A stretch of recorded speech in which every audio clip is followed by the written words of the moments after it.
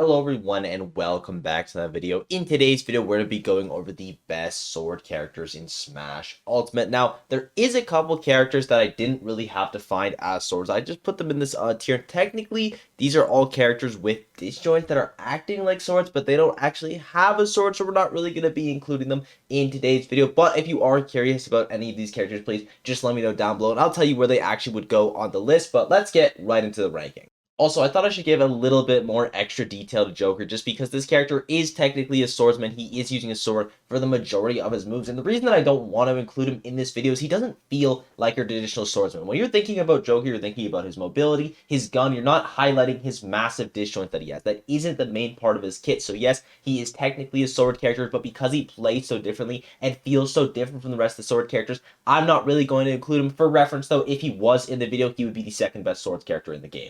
So we have the bad tier here, our three characters being Mii Sword Fighter, Robin, and Ike, roughly in this order. We're going to start off with Mii Sword Fighter. Now, this character just feels a little bit underwhelming to me. I don't see a lot of stuff for them, but to be fair, I don't know a ton about Mii Sword Fighter. There could be some tech that's come out recently with maybe some of the new specials that I have no idea that actually makes Mii Sword Fighter a little bit better than they are, but from what I've seen from the character, it's very underwhelming. You don't have a ton of stuff going for you. You are also pretty slow. That's going to be the trend between these three swordsmen, is they are extremely slow. Lacking mobility in Smash Ultimate is a huge flaw because it makes your disadvantage, your advantage, your neutral, every state of your game just becomes worse because you don't have the speed to match with your opponents. You have Robin, who actually does have a pretty good projectile game, but unfortunately they are going to be under that resource management. Without resource management, I think Robin could be a high tier character. Like, legitimately, they have some of the best moves in the game, especially 11 sword arrows. Those things are absolutely ridiculous, but we don't have access to them all the time, and sometimes you don't have access to your ledge trapping inside me. Sometimes you can't play neutral super well because you don't have your neutral special. Sometimes you can't recover because you don't have your uppy. Now, this isn't going to happen all the time. I'd say maybe that happens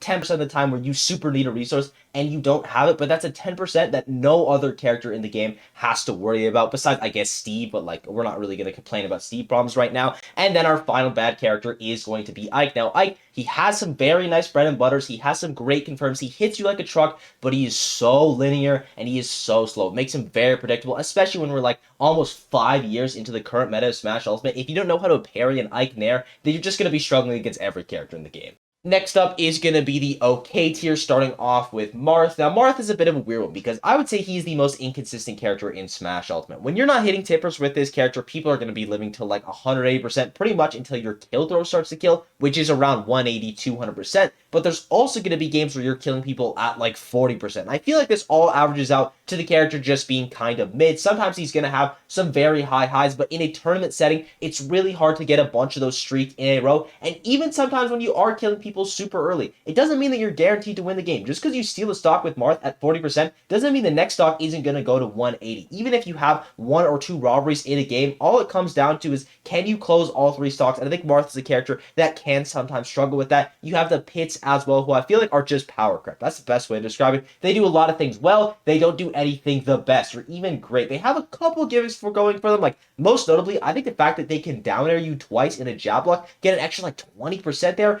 is insane. Their down B is really good in the air. Arrow shooting, especially with normal pit, which is why a normal pit is way better, by the way, because its arrows are actually insane. He's got a lot of stuff with that, but the rest of it, it's just kind of okay. Most of his combos, they're good. They're not great. I think that really is just the best way to describe it. You can take this character to some pretty high highs. I mean, we've seen Zachary do it, but for the average player, you're going to have a really hard time excelling with Pit. Next up, you're going to have Toon Link, and I will say, results-wise, he probably is the best of the 3 Links. I just don't have a lot of faith in this character, but even I have to admit, he's got a lot of stuff going for him. He has that mix-up of back air and forward air, one of them being a really quick combo tool, and the other one hitting you like an absolute truck. You have a lot of bomb combos off him. He probably has the best bomb combos in practice, because obviously Real Link has the best combos in theory, but in practice, Toon Link's bomb combos are very good, and they're going to be hitting extremely hard. He also has an amazing out of shield game. All the Links are going to have that, though, as well as having Ace Air, which is always nice. I think Toon Link does a lot of stuff good, but like the Pits, he doesn't do a ton of stuff great, and I feel like that's what's mainly holding him down. But again, results-wise, he is the best Link, so I could just be dead wrong. You have Chrom up next. Now, Chrom, on stage, absolute monster of a character. Behemoth, amazing. Off stage, it's a little bit tricky. I think if Chrom just had like an okay recovery, it doesn't even have to be good. Give him like Banjo's recovery. this character would instantly go to like top 30 in the game. And I know it sounds like I'm exaggerating, but that is literally the only flaw of Chrom. His offstage game is so bad that it makes him really hard to take him on long runs in tournaments, and it makes him extremely inconsistent. But if you were to fix that one flaw, he'd be an amazing character. I really have no other complaints. And then finally, you're going to have Meta Knight. Now, my main complaint about Meta Knight is going to be his weight, so he's a little bit easier to kill, as well as him being pretty linear. But also, he hits you once and you die. I think this is a character that could be pushed further. I could definitely be wrong here. I could see him in the good tier, to be honest. He's the only character that I would move up from this tier. But Meta Knight, he's got a lot of stuff going for him. Again, he's hitting you really hard. He has a lot of good combos. His edge guarding is amazing. His disadvantage state is amazing. He pretty much doesn't get ledge trap because of dimensional cape, but in the neutral, he can be extremely linear. There are ways to deal with a lot of his stuff. Trading's not going to be good for him, again, because of his weight. So while this character does have some flaws, I think he is a character that does have his place in the meta, and I could see him getting better and better. But for now, we're going to keep him in the okay tier. Next up is going to be the good tier, starting off with Link, and this may be a little bit high for some people, but I have a lot of faith in this character. I think Link is really good. I mean, his Nair is a top 40 move alone, and then when you consider that he's going to be killing you at 80 with his forward air, and his up B, and his dash attack, and all his smash attacks, and now it gets a little bit scary, and then he can confirm into those moves, whether it be through a down tilt, through a back air, first hit a back air, through boomerang. He has confirms into moves that are killing you at like 6. He can reverse up B from under the stage, not be facing towards the stage. The back hit of the up B will clip you and then kill you at like 90, and then he'll grab the ledge. You literally just cannot two-frame Link because you will die every single time if the Link player is somewhat good. It is actually insane how much this character has, and I haven't even started talking about Bomb yet, which when used correctly makes this character top 5. Now that's going to be the main problem. Link is definitely held back by how hard he is. You need to be using a lot of Bomb inputs. Bomb is just one of the hardest characters in the game, not even characters, but moves in the game to navigate, just because there is so much stuff you can do with it. You can use it as an offensive tool, an aggressive tool, a recovery for 0 deaths. You can just do an insane amount of stuff, and I think it is going to be what's holding this character back. He is just too hard, but one day we'll have a task human being come along. They're going to pick up Link, and they'll get top 5 results in the world with him, because he is a top 5 character in theory. In practice, though, he's obviously going to be a lot weaker, maybe even in the okay side of weaker, but I'm going to let that theory side take him to the good tier for me. Speaking of theory, next up, you're going to have Hero. When Hero players are just doing the right stuff, they're just getting their spells, they're not wasting a lot of mana on stupid spells that you can just easily block, they're getting the buffs, this character is so scary. You look at Akka, the best hero player in the world right now. When you're watching him play, 90% of the time, he is going for the buffs. He wants to be faster. He wants to hit you harder, because when Hero has full buffs, this character is ridiculous. And the rest of his spells are also pretty good. Like Kaboom is amazing. Both the slashes, Zoom, the fact that you just get out of disadvantage for free a couple times is an amazing tool as well. Bounce is going to invalidate certain characters. Heal is always nice. This character just has so many tricks up his sleeve. And then his normal specials are also good. Like, I mean, the Fireball is amazing. His side B is an incredible zoning tool. Really annoying to play against. It also does a ton of damage. He's just a normal sword character on top of that. You can just see he's got piling things on things on things. He's got a lot of stuff going for him. He is a little bit slower, and he doesn't have amazing frame data. I would say those are the main things holding him back, as well as having a little bit of a reliance on RNG, but I still think Hero is an amazing character.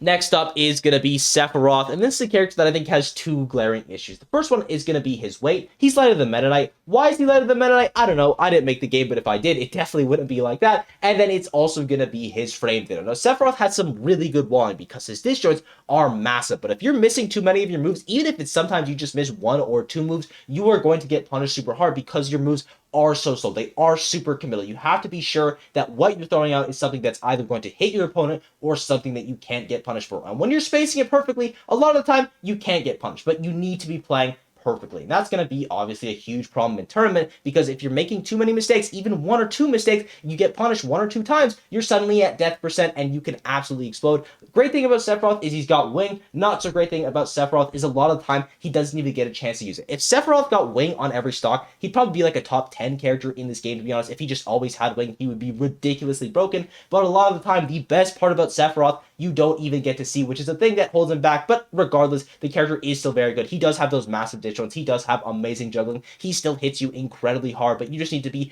extremely careful when you're playing him.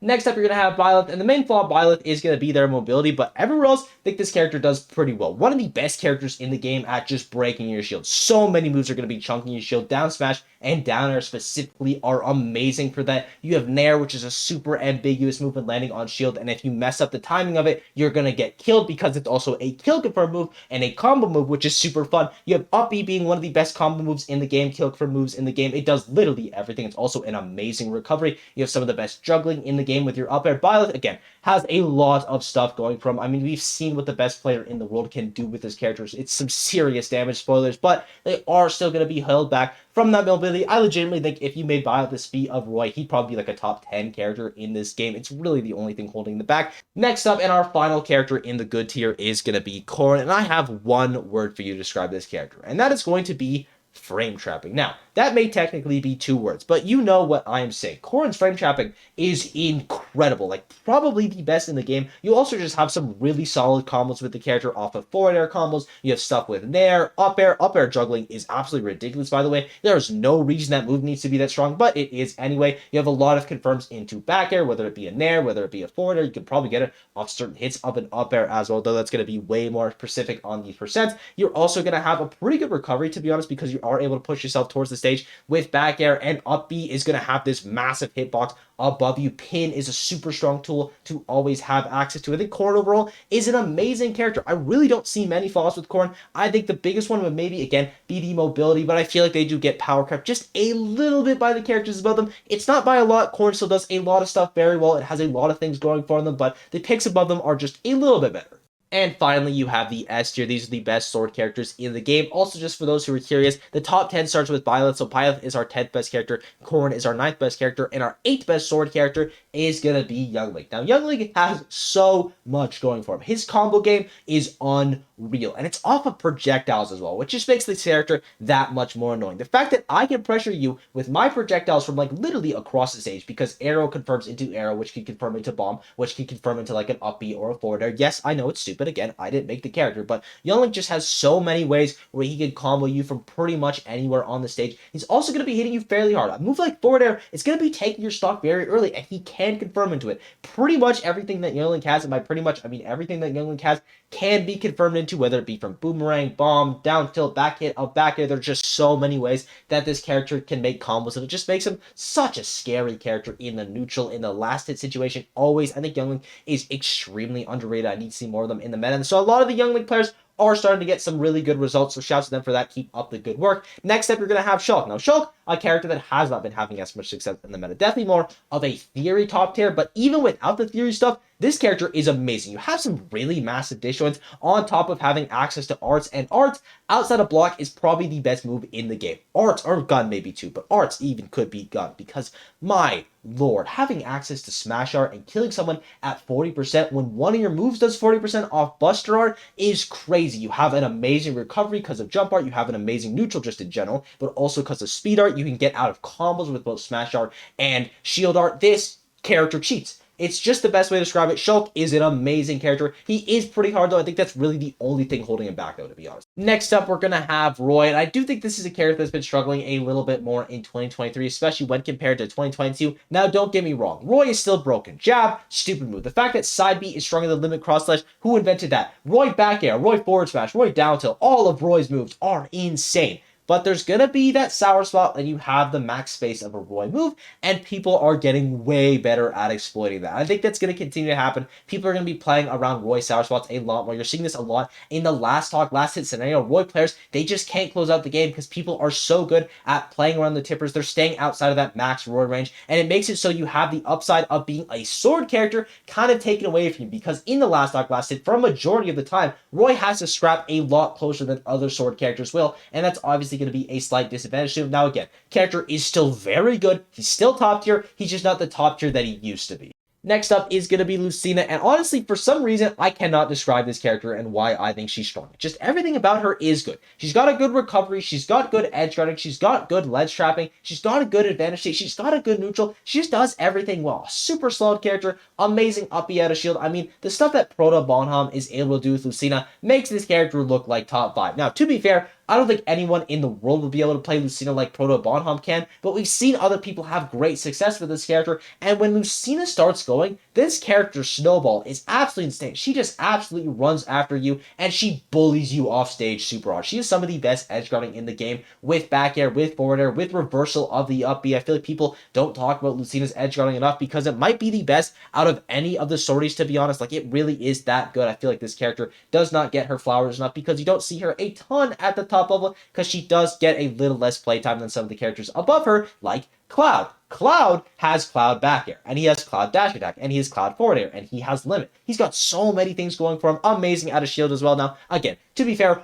pretty much all of these sword characters have a really good out of shield. That's one of the benefits of being a sword character, is that you have a good out of shield game, but you kind of sacrifice your grab game for that, and Cloud is no exception to that list. He just has some very strong disjoints, as well as some amazing matchups in the more prominent characters. I mean, specifically Steve. The fact that you are the best character in the game versus Steve, I'm going to have to give you points for that. That is obviously going to be a massive benefit. We've seen how scary this character could be in the hands of someone like Spargo. He advantage hits you so hard. Cloud hits you with one forward air, all of a sudden you're dead at like 60%. He can steal your stock, limit, as well as a super strong move that just adds another X factor that he definitely doesn't need because he already got 3 spikes. I think Cloud is an amazing character, and I think the meta would definitely agree with me because we've been seeing Cloud players farming everywhere. Now we have our top 3 swords characters in the game, starting off with Sora, and by the way, I think that all of these characters are top 10. I know a lot of people probably won't agree with me on that with Sora, but hear me out. This character is really, really stupid. When you look at the stuff that Kameme is doing to people, he's killing them at like 80% off of a forward air kill confirm. He's got amazing stalling off stage, insane recovery game, as well as amazing edge guarding, really hard to deal with in the neutral as well because of how floaty he is and how his moves work on your shield. He's able to get away with a lot of pressure that other characters can't get. Now imagine if I told you that Kameme was bad at Sora, and he was just better than people because Kameme doesn't know about these really hard Sora combos that do 60%. Now obviously, Kameme knows about them, but just go with me here. These combos can do 60% on a platform. They can do 60% across the stage. You could probably get them off stage as well. You could do some really crazy stuff with this character. Now imagine if I told you those weren't even the good Sora combos, because you have Sora combos that could be killing you at 0, off a down tilt, off a forward air, off a neutral air, off a grab. This character has so many ways where he could just Sora loop you to death. And I think the reason that this isn't happening right now in the meta is because it's really hard to do. And I will say, I'm someone that values a lot of theory stuff in the game. And Sora, in theory, is 1000% a top 10 character. Now, right now in practice, you're not quite seeing those results, but I believe that within the coming months, Sora is a character that's going to become a lot more prevalent in the meta because people are finally going to start getting those combos down in tournament. They're going to be getting their 0 to deaths. They're going to be getting their kill confirms at like 60%. Again, the second you hit a forward air or a nair with Sora, people are going to start dying in a month or so. Prepare for the Sora meta because it is coming, and I think a lot of you aren't ready for it. Now that we have our engagement pick out of the way, we have our final 2 characters of Aegis and Steve, and I feel like these are fairly self-explanatory. Aegis has pretty much everything going for them except the recovery. Everything else is amazing. Potentially best character in the game, amazing. Then you're going to have Steve, who's the best character in the game, therefore the best sword character in the game, and I thank you guys for watching. I hope you enjoyed. I'm curious what you guys think about this list. If there's any placements that you disagree with or something that I just got wrong in the video, please let me know down below. Sport's been absolutely unreal lately. Thank you guys for everything. Be sure to sub and all that yada yada, and I will see you all in the next video. Bye-bye.